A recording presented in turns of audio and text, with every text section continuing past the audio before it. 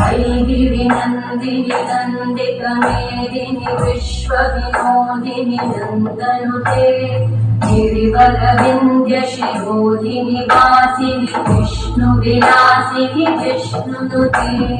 भगवति देशिनि कण्ठकुटुम्बिनि भूरि कुटुम्बिनि भूरि कृते जय जय हे महिषासुरमर्दिनि रम्यकवर्दिनि शैलसुते सुरवरवर्षिणि दुर्धरधर्षिणि दुर्मुखमर्षिणि वर्षरते